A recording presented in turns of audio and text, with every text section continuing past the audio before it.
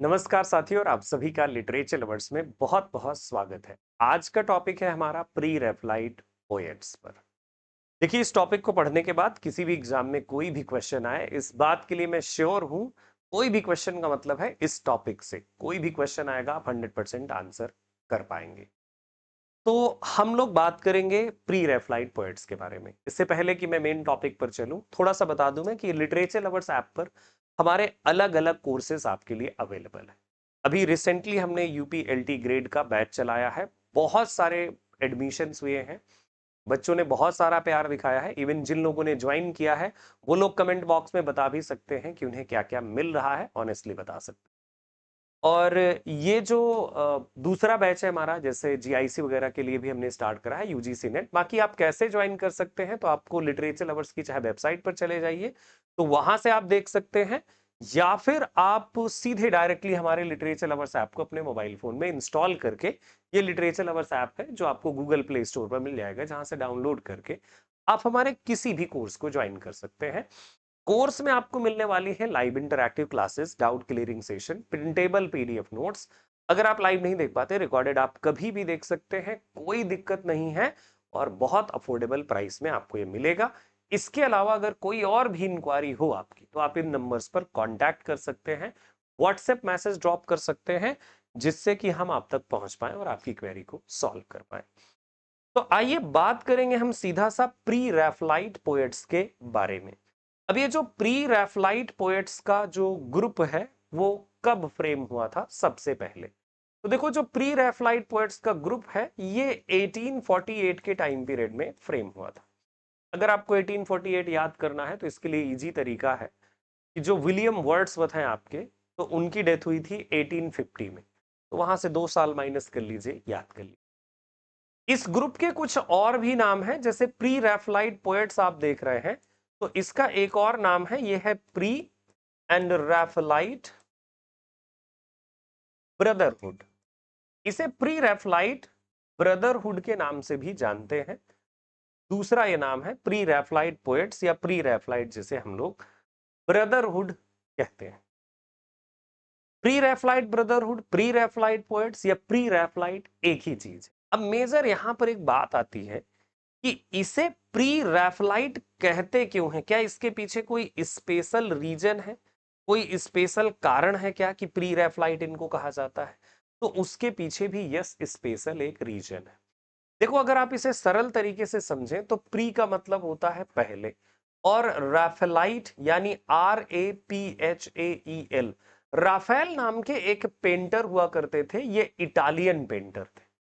Rafale नाम के एक इटालियन पेंटर हुआ करते थे, बहुत अच्छे पेंटर थे। तो जो इस टाइम पीरियड के ये जो ग्रुप था ना प्री रेफलाइट पोएट्स का, तो ये एक्चुअली में जो ग्रुप था, ये पोएट्स और पेंटर्स का ग्रुप था। और कोई नॉर्मल पेंटिंग नहीं, हल्की फुल्की पेंटिंग नहीं बनाते थे। अगर मैं आपको पेंटिंग दिखा दूंगा, भी दिखाऊंगा, बहुत जबरदस्त पेंटिंग ये लोग बनाते थे। तो इनका कहना था, क्योंकि ये एक पेंटिंग या आर्ट मूवमेंट था, पेंटिंग या आर्ट मूवमेंट था, तो इनका कहना क्या था मेजर, कि हमें उस टाइम पीरियड की पेंटिंग को रिवाइव करना है। जो पेंटिंग किस टाइम पीरियड की थी? जो पेंटिंग बोले तो उस टाइम पीरियड की थी जो राफेल से पहले का पीरियड था। Their aim was to replace reigning academic style of painting by return to the truthfulness, simplicity and spirit of devotion which they attributed to Italian painting before the time of Raphael। मतलब Rafale के time period से पहले, बात समझ गए? Rafale के time period से पहले की ये लोग बात कर रहे हैं। ये जो बुक स्क्रीन में खुली है, ये glossary of literary terms by MH Abrams है, ठीक है। अच्छा, इसके कौन कौन से ऐसे फिगर थे जो मेजर फिगर एसोसिएटेड थे इस ग्रुप के साथ? तो देखो, दांते गैब्रियल रोसेटी, दांते गैब्रियल रोसेटी को हम लोग तो मानते हैं हेड इस ग्रुप का। विलियम हॉलमैन हंट, ये दूसरे फिगर है। जॉन एवरेट मिलायस, जॉन एवरेट मिलायस, ये भी एक इंपॉर्टेंट फिगर है। और इसके अलावा लेटर ऑन कुछ और आर्टिस्ट्स ने इन्हें ज्वाइन करा। अब ये कौन कौन से अदर आर्टिस्ट थे? जैसे जो ये आपके थे ना, दांते गैब्रियल रोसेटी, तो दांते गैब्रियल रॉसेटी की सिस्टर थी जिसका नाम है क्रिस्टीना रॉसेटी। इसके ये भी एक पोएट और पेंटर थी, Christina Rossetti, William Morris, A C Swinburne और दांते गैब्रियल रॉसेटी तो थे। ये कुछ मेजर फिगर थे जो इस ग्रुप के साथ एसोसिएटेड थे। एग्जाम में बहुत प्रश्न बनता है कि कौन कौन से फिगर थे जो इस ग्रुप के साथ एसोसिएटेड थे प्री रैफलाइट पोएट्स के साथ। तो आपका आंसर बड़ा क्लियर है कि Dante Gabriel Rossetti, William Holman Hunt, John Everett Millais, इसके अलावा जो है गैब्रियल दांते रॉसेटी की जो सिस्टर थी Christina Rossetti, William Morris, A C Swinburne, ये कुछ मेजर फिगर थे। फिर बाद में जैसे टॉमस वुलनर एंड ऑल है, वो लोग भी इसी ग्रुप के साथ एसोसिएटेड हैं। जेम्स कॉलिंस है, टॉमस वुलनर है, कुछ और ऐसे ही फिगर है। अच्छा, अभी इसके बाद बात आती है कि अदर क्या चीजें थी जो इनके साथ एसोसिएटेड थी। ये बात तो हमने कर ली, लेकिन और क्या इंपॉर्टेंट बातें हैं जो इन लोगों के साथ एसोसिएटेड थी। तो जैसा कि आपको ग्रुप मेंबर्स तो मैंने आपको बता ही दिए कि कौन कौन से मेजर ग्रुप मेंबर्स थे। अब आती है बात कि इनको एक्चुअली में क्रिटिसाइज भी किया गया लेटर ऑन। लेटर ऑन इनको क्रिटिसाइज किसने किया था? तो रॉबर्ट बचनन ने क्रिटिसाइज किया था। Robert Buchanan, BUCHNAN। अच्छा, बिना क्रिटिसाइज किए काम भी तो नहीं चलता। रॉबर्ट बचनन ने 1871, अच्छा इन्होंने अपना रियल नेम नहीं, जब इन्होंने क्रिटिसाइज किया इनको और इनको कहा फ्लेशली स्कूल ऑफ पोइट्री, एक आर्टिकल लिखा था इन्होंने। आर्टिकल का नाम है दी, वैसे मैं आर्टिकल का नाम थोड़ा नीचे लिखना चाहूंगा ताकि उधर आ जाए, क्योंकि इधर आ जाएगा तो ठीक नहीं रहेगा। तो इनके आर्टिकल का नाम था दी FLESHLY फ्लेशली स्कूल ऑफ पोएट्स। इनको कहा था दी फ्लेशली स्कूल ऑफ पोएट्स, और ये एक आर्टिकल था। बात समझ रहे हैं? ये एक आर्टिकल था जो रॉबर्ट बचनन ने लिखा था। बात समझ गए? रॉबर्ट बचनन ने ये आर्टिकल लिखा और आर्टिकल में इनको फ्लेशली स्कूल ऑफ पोएट्स कहा था, इसी प्री रैफलाइट पोएट्स के ग्रुप को।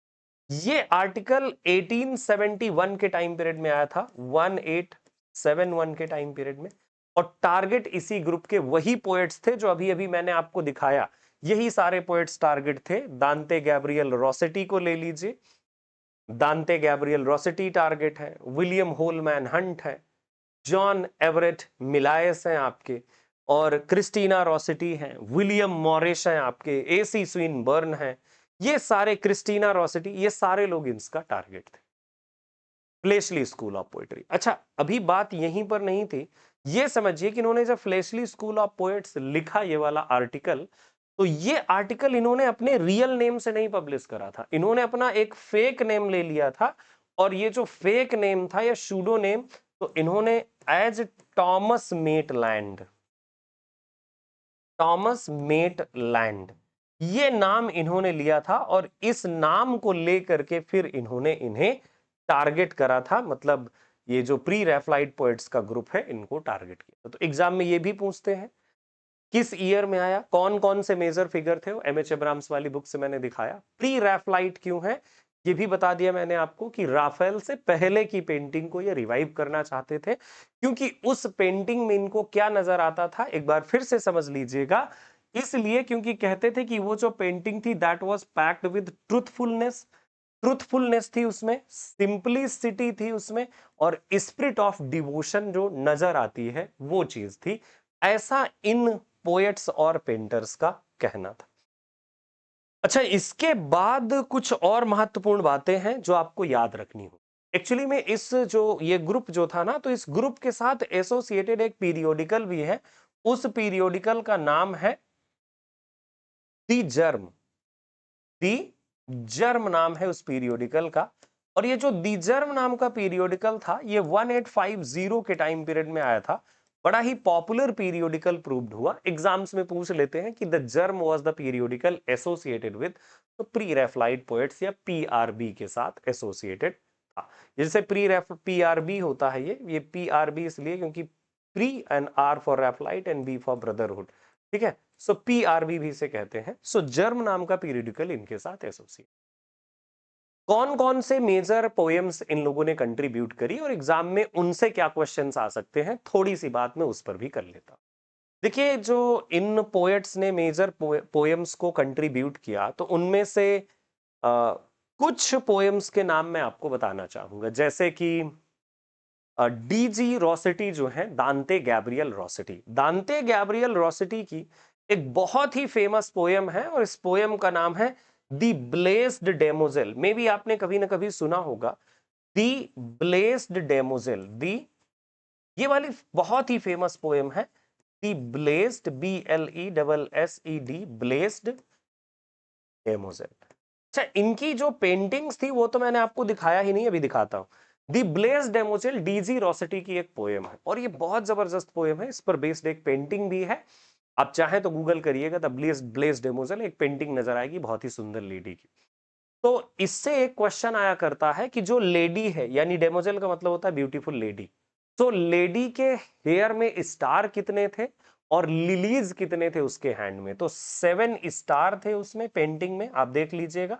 एक स्टार उसमें हिडन होगा तो 6 गिन पाओगे और एक पीछे छिपा है उसके, वो दिख नहीं रहा। तो 7 स्टार हैं और 3 लिलीज का यहां पर जिक्र है। 3 लिलीज एंड 7 स्टार, ठीक है, तो ये बात भी याद रखिएगा। कुछ और पोएम्स हैं, जैसे क्रिस्टीना रोसेटी की एक बड़ी फेमस पोएम है जिसका नाम है गॉबलिन मार्केट। वो भी मतलब क्रिस्टीना रोसेटी ने ही लिखी है। दांते गैब्रियल रोसेटी का एक सोनेट का कलेक्शन है, द हाउस ऑफ लाइफ, वो भी फेमस है, लेकिन क्योंकि वो यहां पर मेंशन करना जरूरी नहीं था, फिर भी मैंने बोल दिया। द हाउस ऑफ लाइफ नाम है जो डीजी रोसेटी की। ये देखो, ब्लेस्ड डेमोजेल, ये लिखा हुआ है डेमोजेल, ठीक है, यस, ब्लेस्ड डेमोजेल, है ना। थोड़ा सा यहाँ डेमो कर दिया है मैंने, तो डेमोजेल कर लीजिए, DAMOZEL, ठीक, ओके। तो जो ब्लेस्ड डेमोजेल है, इसके अलावा देखो यहाँ पर कुछ और वर्क है। एक वर्क है the earthly paradise. Earthly paradise ये भी काफी फेमस है, ये है विलियम मॉरिस का। किसका वर्क है? विलियम मॉरिस का। गॉबलिन मार्केट जिसकी अभी अभी मैंने बात करी, तो ये क्रिस्टीना रोसेटी का वर्क है, बहुत ही फेमस पोयम है।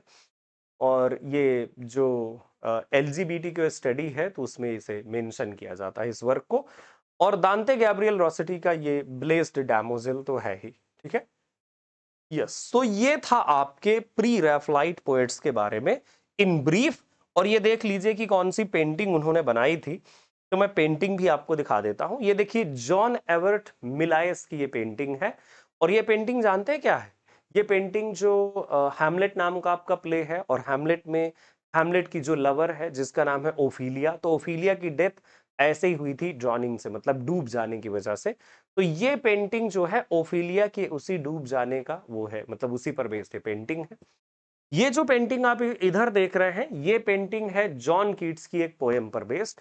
जॉन कीट्स ने एक पोएम लिखी है, इजाबेला और द पॉट ऑफ वेशिल। इसे विलियम होलमैन हंट ने बनाया है इस पेंटिंग को, और ये वही उसी पर बात करती है, मतलब उसी पर बेस्ड जो जॉन कीट्स की पोएम है, तो उसी पर द पॉट ऑफ बैशिल पर ही बेस्ड ये पोएम है, जहां पर इजाबेला ये लड़की जो है, इसके बगल में पॉट रखा है एक बैशिल का, तो इसी पर ये रोती थी। तो वही ये पेंटिंग यहाँ पर जो है बनी हुई। तो ये पेंटिंग इन्हीं पेंटर्स ने बनाया था, मतलब बहुत सारी पेंटिंग्स बनाई हैं, आप गूगल करोगे तो खुद ही पता चल जाएगा आपको।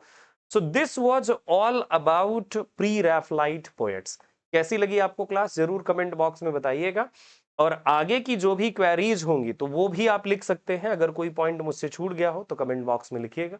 बाकी लिटरेचर लवर्स ऐप इंस्टॉल करके आप हमारे कोर्सेज से भी जुड़ सकते हैं, नंबर ये है, और ऐप हमारा ये है, ये ऐप है, और ये है हमारी वेबसाइट जहां से आप जुड़ सकते हैं। बहुत बहुत धन्यवाद मेरे साथ ट्यून रहने के लिए। जय हिंद, जय भारत, अपना ख्याल रखिएगा।